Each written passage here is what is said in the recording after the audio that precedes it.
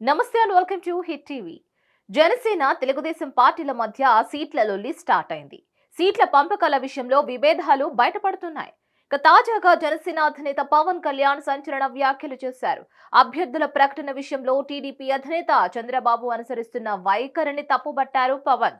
మండపేటలో TDP ఏకపక్షంగా ప్రకటించడంపై పవన్ కళ్యాణ్ అసంతృప్తి వ్యక్తం చేశారు.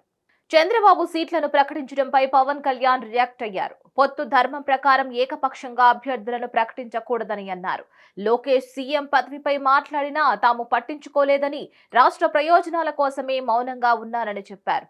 పొత్తు ఎమ్మెల్యే సీట్ల దగ్గరే ఆగిపోదని అన్నారు. తెలుగుదేశం జనసేన కలిస్తే బలమైన నిర్మాణం చేసుకోవచ్చునని అన్నారు. ఒక మాట అటున్నా ఇటున్నా కలిసే వెడతామని స్పష్టం చేశారు. ఇక టీడీపీ 2 స్థానాలను మాత్రమే ప్రకటించిందన్న పవన్ కళ్యాణ్ రాజానగరం నుంచి జనసేన పోటీలో ఉంటుందని స్పష్టం చేశారు. ఎన్ని స్థానాలు తీసుకోవాలో తనకు తెలుసునని అన్నారు పవన్ కళ్యాణ్. అయితే తెలుగుదేశం పార్టీ జనసేనకు ఎన్ని సీట్లు కేటాయిస్తుంది అనే విషయంపై ఇప్పటికీ క్లారిటీ లేదు. వీలైనన్ని తక్కువ సీట్లలో జనసేనను పోటీ చేయించి మెజార్టీ సీట్లలో తన అభ్యర్థులు పోటీ చేసేలా తెలుగుదేశం ప్రయత్నాలు చేస్తుందన్న ప్రచారం జరుగుతోంది. ఇక మరోవైపు తెలుగుదేశం వైఖరిపై ఇప్పటికే జనసేన నేతలు, సానుభూతి పరులు బహిరంగంగానే అసంతృప్తి వ్యక్తం చేస్తున్నారు. దీనిపై మరిన్ని అప్డేట్స్ కోసం stay tune to hit TV.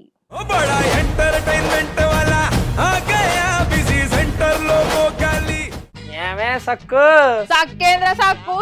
Bye బాయేంద్ర భార్గవ్ గిరాకొచ్చే టైం ఏంది? కస్టమర్లు వస్తున్నాడు, రేడికల్ పిగురి కస్టమర్లు వస్తున్నారు కదా, మాత్రం పొగరు ఉంటది. మరి తగ్గించేద్దాం పొగర్ని. డబ్బులు కట్టేస్తావేంటి కొంప తీసి? లేదు, కస్టమర్లు ఆపేద్దాం. పదా మరి మన బిజినెస్ స్టార్ట్ చేద్దాం.